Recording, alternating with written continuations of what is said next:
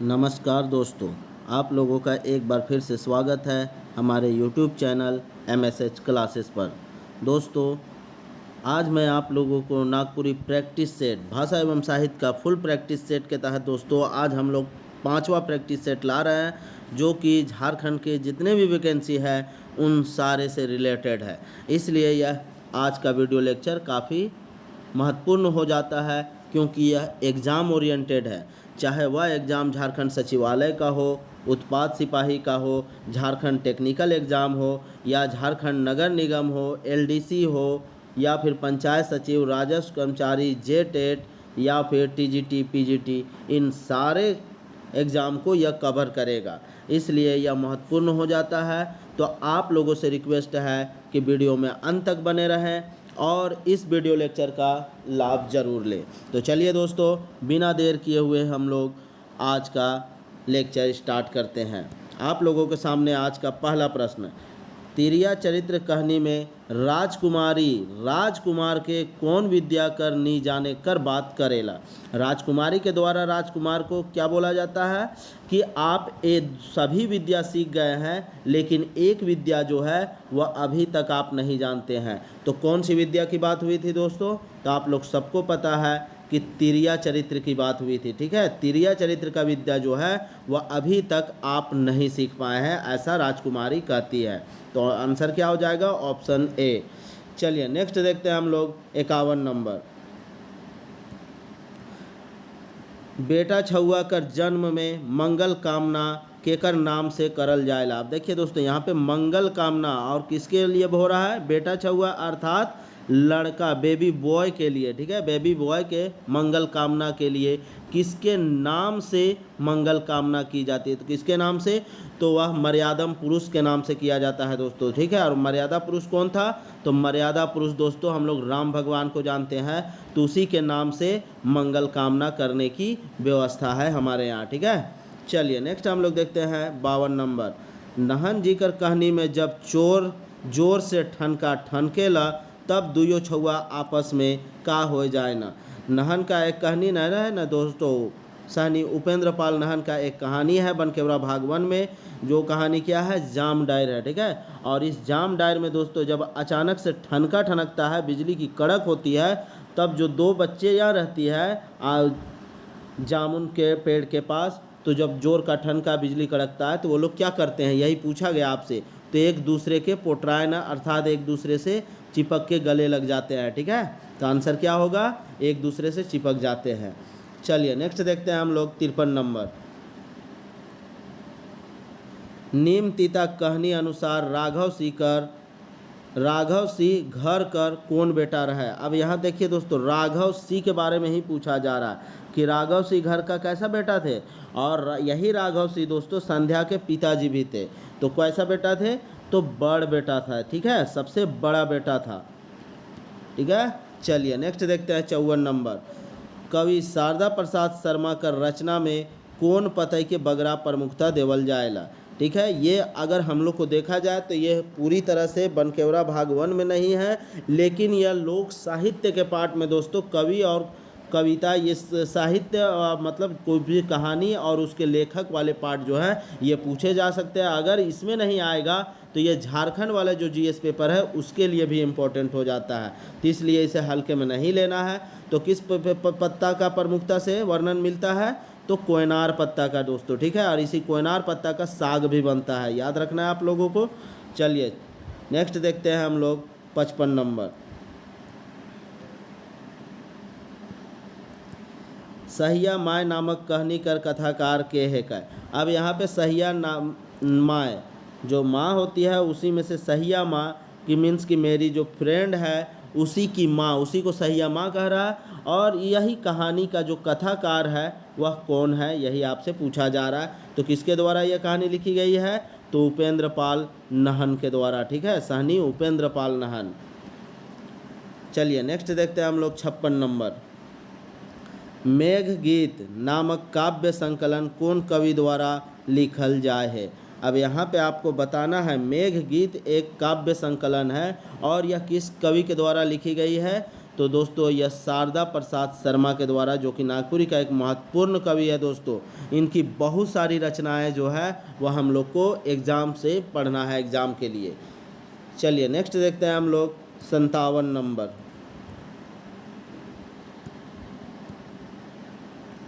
कवि शारदा प्रसाद शर्मा अपन धर्म पत्नी का मृत्यु कर बाद उनकर याद में कौन काव्य संकलन कर रचना कर लें। अब यहाँ पे देखिए, जो शारदा प्रसाद हम बोले ना, शारदा प्रसाद बहुत सारे चीज़ लिखे हैं, तो यही शारदा प्रसाद शर्मा जब उनकी धर्म पत्नी का देहांत हो जाता है तो उनकी याद में एक काव्य का रचना करते हैं, और उस काव्य रचना का आपको नाम बताना है। तो दोस्तों क्या नाम है? निंझल दिया। अर्थात निंझल का अर्थ क्या होता है? जो दिया बंद हो जाता है, और यहाँ दिया से मतलब क्या? अपनी प्रियतम के लिए यह दिया का, निंझल दिया का उपयोग किए हैं, ठीक है, प्रयोग किए हैं, कि उसकी जो प्रियतम थी, उसकी जो बीवी थी, वह मर चुकी है, अर्थात उसकी ज़िंदगी जो है वह ख़त्म हो चुकी है, उसी को बोल रहा है निंझल, अर्थात ख़त्म हो जाना, ठीक है। चलिए नेक्स्ट देखते हैं हम लोग 58 नंबर। कौन नागपुरी लोक कथा में राकस राइज कर आदमी मन के धैर्य धैर्य के खात रहा है। तो किस कहानी में राकस के द्वारा ये बात की जाती है? तो दोस्तों यह नामा चांद और गोपी चांद कहानी में राकस जो है उस राज्य के सारे आदमियों को पकड़ पकड़ के और खा जाता था। नेक्स्ट देखते हैं हम लोग 59 नंबर। छोटा नागपुर कर संपर्क भाषा के मानल जाएला। संपर्क भाषा हम लोग जानते हैं दोस्तों, जितने भी छोटा नागपुर में क्षेत्रीय भाषा है उन सभी का संपर्क भाषा किसको माना जाता है? तो नागपुरी को माना जाता है, याद कर लीजिएगा, इम्पोर्टेंट है। 60 नंबर देखते हैं। शारदा प्रसाद शर्मा कर कौन कहानी किताब प्रकाशित आहे। कौन कहानी किताब जो है वह प्रकाशित आहे, यही आपसे पूछा गया है। तो कौन सा किताब है दोस्तों? तो बिंझिया जो उसका एक कहानी का किताब है वह प्रकाशित हुआ है, आपको याद रखना है। नेक्स्ट देखते हैं 61 नंबर।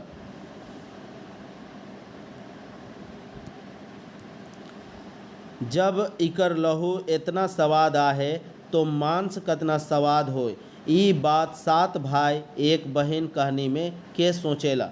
अब यहाँ पे देखिए दोस्तों, यहाँ क्या कह रहा है? जब इसका लहू अर्थात खून इतना टेस्टी है तो उसका मांस कितना स्वाद होगा, कितना टेस्टी होगा, यह किसके द्वारा ऐसा बात सोचा जाता है और यह किस कहानी का है?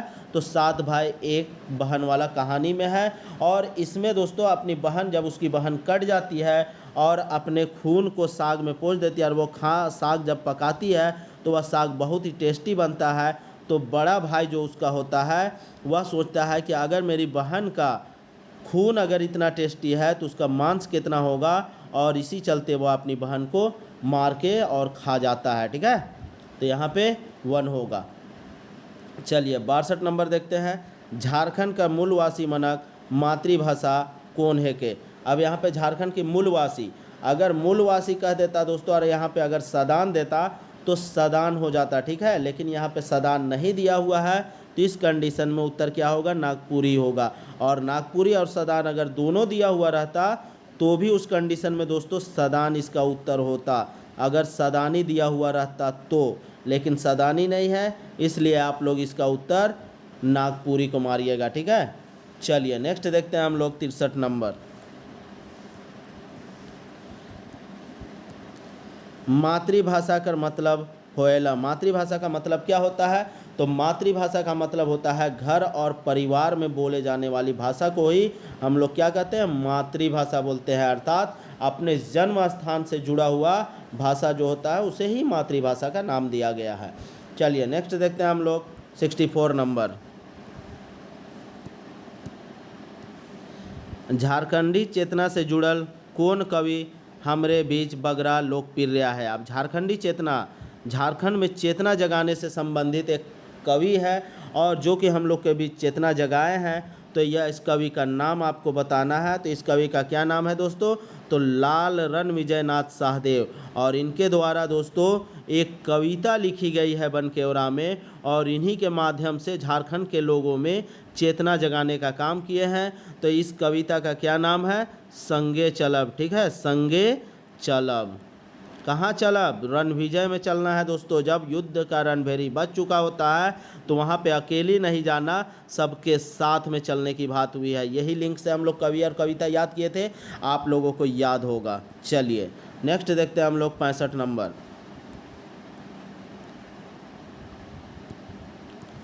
आर्य प्रजाति से संबंधित जाति के मानल जाएला। अब यहाँ आर्य जाति से संबंधित किसको माना जा रहा है दोस्तों? तो सदान है जो ये आर्य जाति से संबंधित है, ठीक है। इसीलिए इसे झारखंड का मूलवासी कहते हैं, क्योंकि सदान जो है यहाँ मूलवासी है। कैसे है? क्योंकि आर्यों से ही हमारे यहाँ आगमन हुआ था और यही आर्यों की एक प्रजाति है जो सदान है, इसलिए इसके सदान कहेंगे।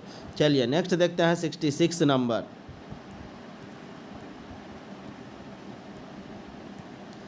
का लगामू की दादा हाथ जुन कटाए गेलो, शेख हेन लहू के सागे में पोछ देलो, प्रस्तुत संवाद कौन लोक कथा से लेवल जाए है। अब यहाँ पे देखिए, ये लड़की के द्वारा कही जाती है। सात भाई एक बहन वाला कहानी जो है, तो यहाँ पे किससे लिया गया है पूछा गया है, तो सात भाई एक बहन वाला कहानी से लिया गया है। अब इसमें बहन के द्वारा जब भाई पूछा जाता है आखिर आज साग कौन बनाया है और साग में क्या मिलाया गया है, तब बहन बोलती है क्या मिलाएंगे दादा, अर्थात अपने भाई लोगों को बोल रहे हैं दादा क्या मिलाएंगे, हाथ मेरा कट गया था और उसी खून को हम साग में पोंछ दिए थे और कुछ भी नहीं मिलाए हैं, ठीक है। तब उसके बाद ही उसके बड़ा भाई के द्वारा यह सोच आता है कि इसका ब्लड अगर इतना टेस्टी है तो इसका मांस जो है, गोश्त जो है वह कितना टेस्टी होगा। चलिए नेक्स्ट देखते हैं हम लोग 67 नंबर। भाववाचक संज्ञा देवल में से कौन है के। अब यहाँ से भाववाचक बताना है, तो भाव किसमें हम लोग को पता चल रहा। पहाड़, तो देखिए दोस्तों पहाड़ में से क्या हो जाएगा, पूरा ये पहाड़ जाति का बोध करा रहा है ना।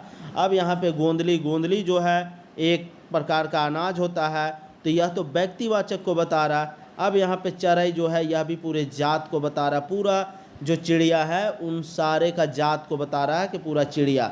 लेकिन यहाँ गोतियारी जो है वह क्या है, गोतियारी अर्थात मेहमान नवाजी, तो ठीक है। तो यह भाव को बता रहा है ना, कि भाव से ही जुड़ा हुआ होता है ना गोतियारी, क्योंकि वह दिल की बात होती है, भाव से जुड़ जाता है तभी एक दूसरे से संबंध बनता है, तो इसलिए यह भाववाचक हो जाएगा, ठीक है, तो गोतियारी।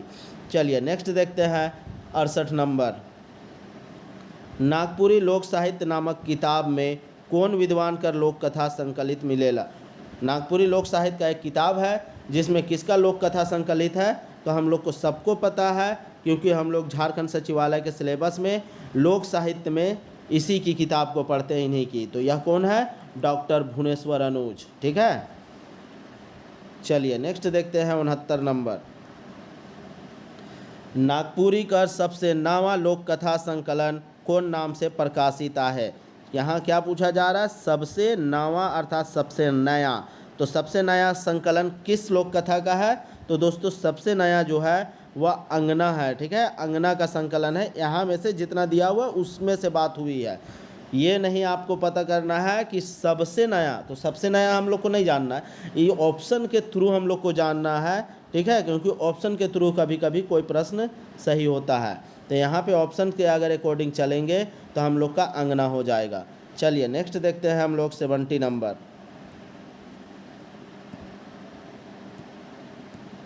डॉक्टर भुवनेश अनुज द्वारा नागपुरी लोक कथा मन कहाँ संकलित करल जाए है।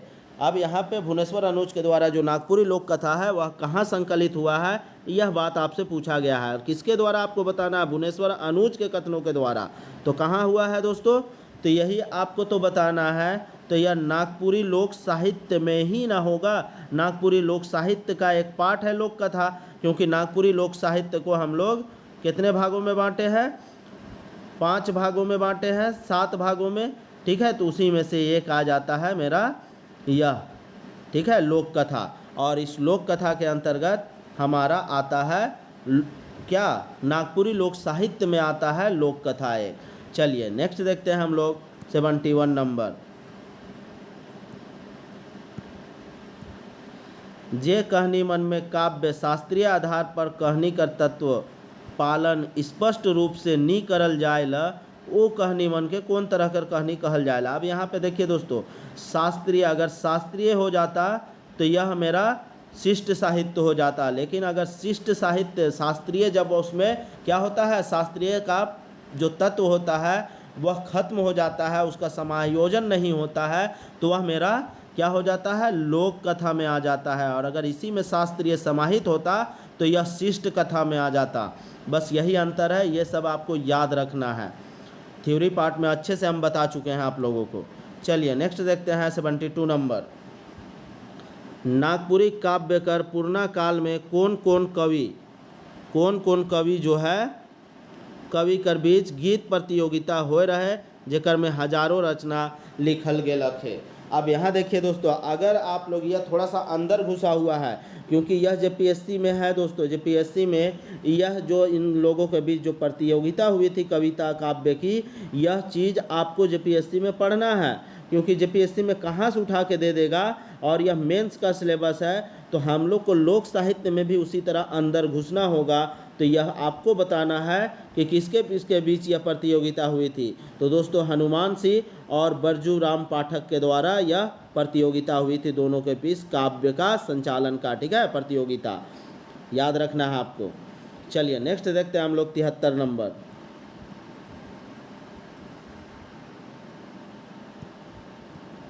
छोटकी बोहरिया कहानी में बूढ़ा बुढ़िया कर अलावे कय झन सवंगिया रोज भूति बनी कर एक जात रहा।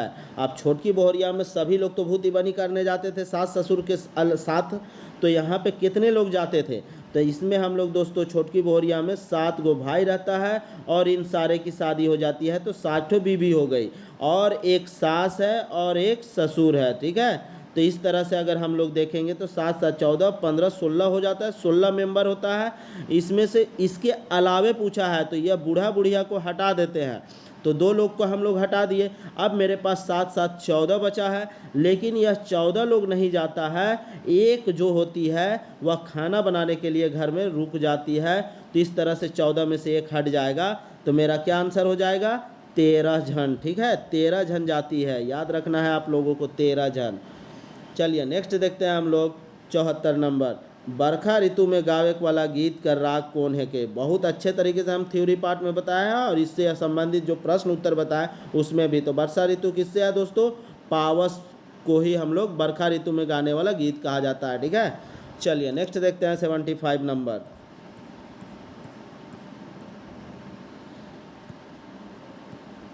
शादी ब्याह में गावल जाए वाला गीत मन के कौन गीत रूप में जानल जाएला। अब यहाँ पे आपको बताना है शादी ब्याह में जो गीत गाया जाता है उसे किस रूप में समझा जाता है, तो यह डमकच के रूप में समझा जाता है, ठीक है। डमकच गाया जाता है शादी ब्याह में, शादी से 1 सप्ताह पहले ही इसका शुरुआत हो जाता है, 10 दिन पहले, ठीक है, डमकच का आपको याद रखना है। चलिए नेक्स्ट देखते हैं हम लोग 76 नंबर। हेठे देल में से कौन झारखंडी आर्य भाषा नहीं लागे। अब यहाँ पे झारखंड का भाषा है लेकिन वह आर्य भाषा नहीं है, ऐसा आपसे पूछा जा रहा है, तो कौन सा होगा दोस्तों, तो असुर जो है यह आर्य भाषा नहीं है, ठीक है, आर्यों से भी यह पुराना है, इसलिए इसे असुर आर्य भाषा नहीं माना गया है। चलिए नेक्स्ट देखते हैं हम लोग 77 नंबर। नागपुरी भाषा में फगुआ का संबंध का से मानल जाएला। फगुआ का संबंध किससे माना जाता है दोस्तों, तो फगुआ का संबंध आपको राग से माना जाता है। फगुआ एक राग है और इसी राग में दोस्तों जब 5 रागों का मिलन होता है, छंद रागों का, तो इसे हम लोग पचरंगी कहते हैं, ठीक है। और सवाल जवाब से संबंधित होता है तो उसे हम लोग फगुआ पुछारी कहते हैं। तो याद रखना है राग से संबंधित होता है। फगुआ का संबंध केकर से है, देखिए दोस्तों यही क्वेश्चन है, थोड़ा सा फिर इसको बदल के पूछा गया है। तो फगुआ का संबंध किससे है, तो राग से है, ये आपको अच्छे से पता है। चलिए नेक्स्ट हम लोग देखते हैं 79 नंबर। 1800 ईस्वी के आसपास नागपुरी काव्य रचना करे वाला कवि कौन नाम से जानल जाएला। 1800 ईस्वी के आसपास नागपुरी का काव्य रचना किया था एक कवि, तो इस कवि को हम लोग किस नाम से जानते हैं, तो दोस्तों 1800 ईस्वी में जो काव्य रचना किया गया है वह किनके द्वारा किया गया था, हनुमान सिंह के द्वारा किया गया था। बहुत बड़े कवि थे दोस्तों प्राचीन काल के, ठीक है, पूर्णा काल के, याद रखना है आपको। चलिए नेक्स्ट देखते हैं हम लोग 80 नंबर। सृष्टि से जुड़ल कहानी बताए वाला कहानी के कौन तरह कर कहानी मानल जाएला। देखिए हम लोग क्या है, पूरे इंडियन जो है वो दोस्तों वह धार्मिक रूप से हम लोग जुड़े हुए होते हैं, और धार्मिक रूप से जो कहानी होता है उसी को हम लोग धार्मिक रूप से धर्म के नाम से ही, अर्थात भगवान ही सृष्टि का क्या किया है, सृजन किया है, ऐसा हम लोग को धार्मिक कथाओं में देखने को मिलता है। तो यही आपसे पूछा जा रहा है, जिसमें सृष्टि का सृजन का बात आता है वह लोक कथा जो है वह किस तरह का लोक कथा होगा। तो यह किस तरह का होगा, धर्म आख्यान से संबंधित अर्थात धार्मिक लोक कथा से संबंधित होगा, याद रखना है आपको। चलिए नेक्स्ट देखते हैं 81 नंबर। रामायण कर कथा के लेके सौब से बगरा काव्य रचना करे वाला कवि कौन है। का रामायण की कथा को से सबसे संबंधित सबसे ज़्यादा काव्य रचना करने वाला कवि कौन सा है, तो हम लोग को पता है हनुमान सिंह है। ठीक है, हनुमान सिंह का अगर कोई रचना है तो उसमें से सारे तत्व, अधिकतर तत्व निकाले हुआ कहाँ से, तो वह रामायण से निकाला हुआ है दोस्तों। ठीक है, तो यही आपको याद रखना है। चलिए नेक्स्ट देखते हैं। बड़की बोहरिया कलवा बनाए के लिए सबसे पहले धान के का करेला।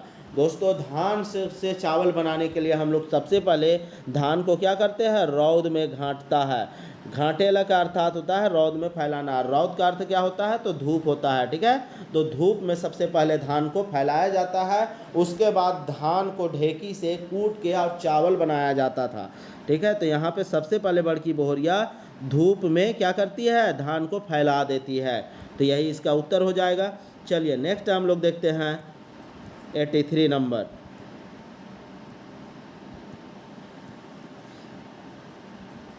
सगुन भक्ति धारा कर सबसे बड़ कवि पूर्णा काल में के रहा है।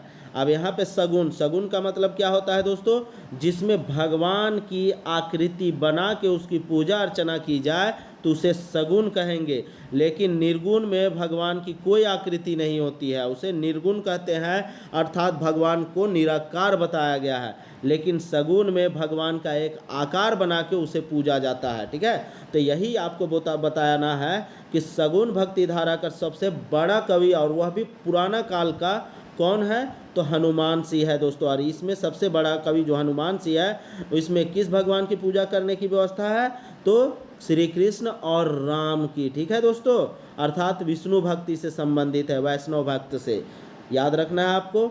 चलिए नेक्स्ट हम लोग देखते हैं 84 नंबर। झूमर राग कर गीत कै तरह कर होए ना। अब यहाँ पे पूछ रहा है झूमर जो होता है, झूमर एक प्रकार का राग गीत है, और यह झूमर गीत कितने प्रकार का होता है, कितना भेद होता है, यही आपसे पूछा जा रहा है। तो झूमर का कितना होता है दोस्तों, तो झूमर का 3 भेद होता है। कौन कौन सा, जनानी झूमर, मर्दानी झूमर और बंगला झूमर, याद रखना है। हम थ्योरी पार्ट में अच्छे से आप लोग को बताए हैं, इसे आप लोग देख लीजिएगा एक बार, वीडियो पूरी तरह से समझ में आ जाएगा। साथ ही साथ वीडियो के बाद इसका प्रश्न उत्तर भी कराया है, तो इसे भी आप लोग देख लीजिएगा, याद रहेगा। चलिए नेक्स्ट देखते हैं 85 नंबर। मोय घर भीतरे किताब सरियाए के राइख हो। वाक्य में कौन सर्वनाम कर व्यवहार होए या होए है। अब यहाँ देखिए दोस्तों, यहाँ पे क्या बात किया जा रहा है, सर्वनाम के बारे में पूछा जा रहा है कि वह कौन सा सर्वनाम है। और इस सर्वनाम में क्या पूछा जा रहा है कि मोय जो हो अर्थात मैं, कि कहाँ, घर के भीतर में क्या किया हूँ, किताब को क्या किया हूँ, सरियाया हूँ, सजाया हूँ। तो यह कौन सा सर्वनाम होगा, तो यह पुरुषवाचक सर्वनाम होगा। पुरुषवाचक सर्वनाम किसे कहते हैं, जिसमें कोई बोलने वाला होता है। तो यहाँ पे ये आदमी बोल रहा है ना कि मैं, अब मैं और किसी के लिए कुछ करने का मामला हो, या सुनवैया या कुछ करना, तो ये किसके लिए क्या कर रहा है, तो यह घर भीतरे ना कुछ कर रहा है। अब घर भीतरे वो कर क्या रहा है, तो वह किताब को सरिया रहा है। तो यहाँ पे 3 चीज़ का बोध होता है, बोलवैया, सुनवैया और जिसके लिए कुछ किया जाता है। तो किसके लिए कुछ किया जा रहा है, तो किताब के लिए ना किया जा रहा है, किताब को सरियाने का काम किया जा रहा है। तो यह किताब के लिए किया जा रहा है, और कहाँ, किसके लिए, तो घर के लिए किया जा रहा है ना, घर से बात हो रही है। तो यहाँ पे सुनवैया हो जाएगा घर भीतरे, और मोय हो जाएगा उत्तम पुरुष, और यहाँ मध्यम पुरुष हो जाएगा घर भीतरे, और दोस्तों अन्य पुरुष हो जाएगा वह किताब सरियाना हो जाएगा। ठीक है, तो इस तरह से 3 बात जब आए तो इसे हम लोग क्या मानते हैं, पुरुषवाचक सर्वनाम मानते हैं, याद रखना है। ठीक है। सर्वनाम का क्लास मैं करा चुका हूँ थ्योरी, आप लोग एक बार वीडियो लेक्चर जाके देख ले, डिस्क्रिप्शन में लिंक दिया हुआ है, प्लेलिस्ट में भी है, आप लोग जाके देख लीजिएगा नागपुरी व्याकरण में, ठीक है। चलिए नेक्स्ट हम लोग आते हैं 86 नंबर।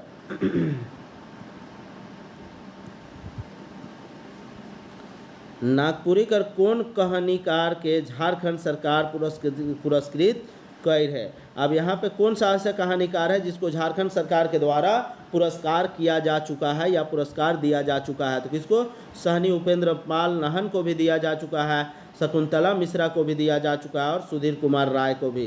तो इस तरह से इसका उत्तर क्या होगा, ऑप्शन डी होगा, इन सभी को पुरस्कृत किया जा चुका है। चलिए नेक्स्ट देखते हैं हम लोग 87 नंबर।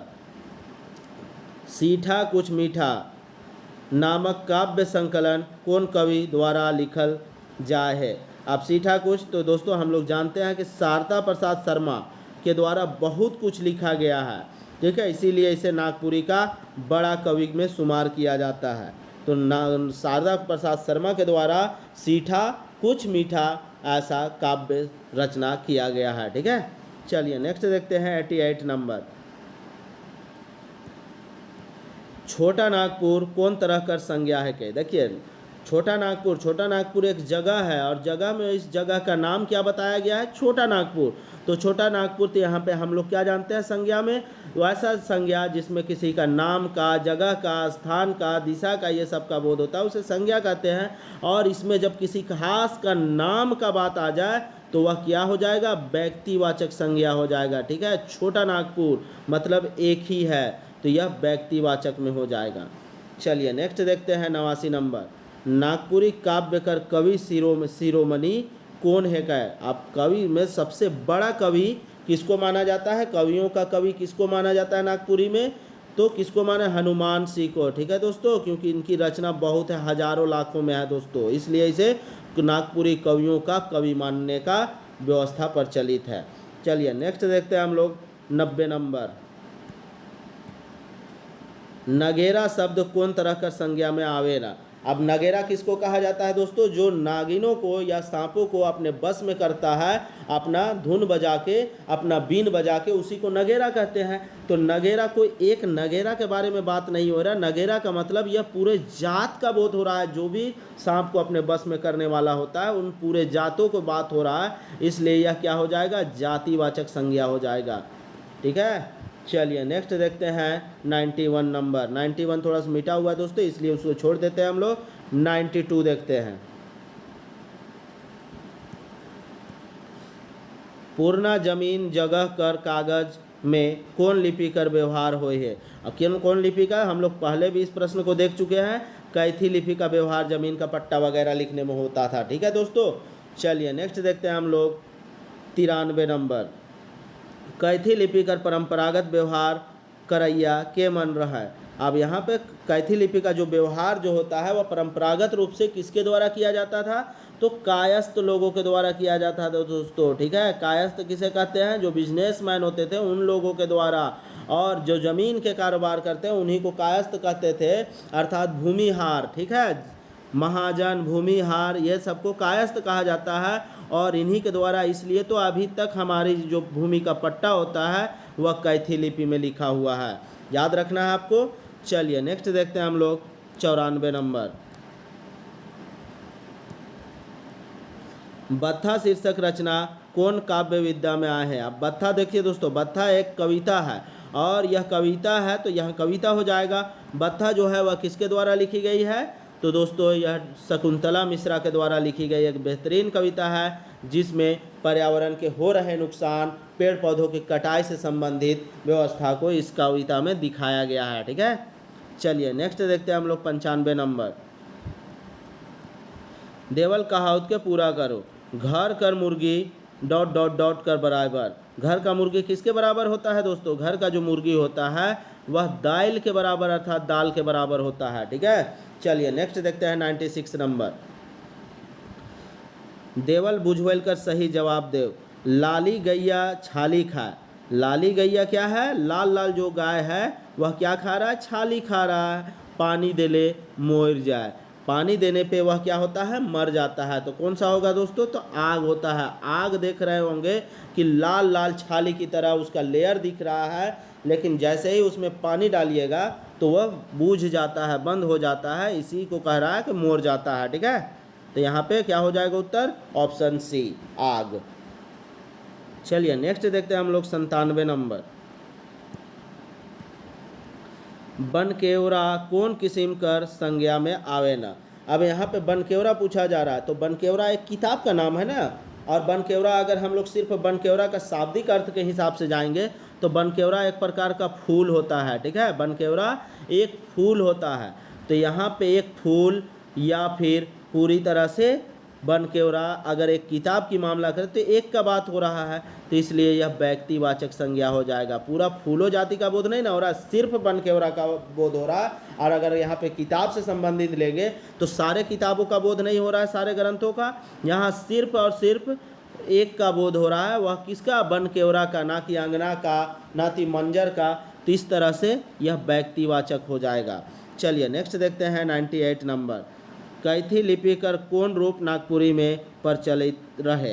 अब कैथी लिपि का कौन सा ऐसा रूप है जो नागपुरी में पूरी तरह से प्रचलित है, तो कौन सा है, तो नागपुरिया है दोस्तों। ठीक है, नागपुरिया जो है वह कैथी रूप में प्रचलित है हमारे यहाँ नागपुर में।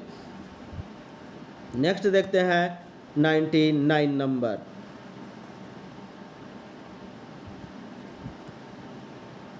कवि मुकुंद नायक कर कौन रचना बनकेवरा भाग 1 में प्रकाशित है। कौन सा है दोस्त, मुकुंद नायक। मुकुंद नायक के द्वारा क्या लिखा गया है दोस्तों, तो कोयल लिखा गया है। जब कोयल होता है, कोयल कुकू करता है, तो नायक जो है वह उनकी आवाज़, मधुर आवाज़ को सुन के क्या हो जाता है, वह मुखबंदित हो जाता है, अर्थात उसे ताकने लगता है, झांकने लगता है। तो यह लिंक लगा के आप इस कवि का कविता को याद कर सकते हैं। ठीक है, चलिए नेक्स्ट देखते हैं। देवल कहावत के पूरा करो। डॉट डॉट डॉट कर नाम साग पात, बेटा कर नाम मिठाई दास। अब यहाँ पे देखिए बाप जो है वह क्या है, बाप कर नाम साग पात, और उसका बेटा का नाम क्या है, मिठाई दास। बाप जो है वह साग की तरह, अर्थात बहुत कम चीज़ों में अपना ज़िंदगी गुजार किया है, लेकिन बाप जो बेटा आता है वह बड़ी फुटानी करता है, इसका मतलब हुआ। ठीक है, तो चलिए इस तरह से हम लोग 50 प्रश्नों का आज प्रैक्टिस सेट किए दोस्तों। हो सकता है शाम में मैं दूसरा प्रैक्टिस सेट लेके आऊँ आप लोगों के लिए। थोड़ा 1-2 दिन के लिए बिजी हूँ, फिर भी कोशिश करूँगा आप लोगों के लिए प्रैक्टिस सेट कंटिन्यू रखने का। तो इस तरह से अगर आपको यह वीडियो लेक्चर पसंद आया तो इसे लाइक एंड शेयर करना ना भूलें।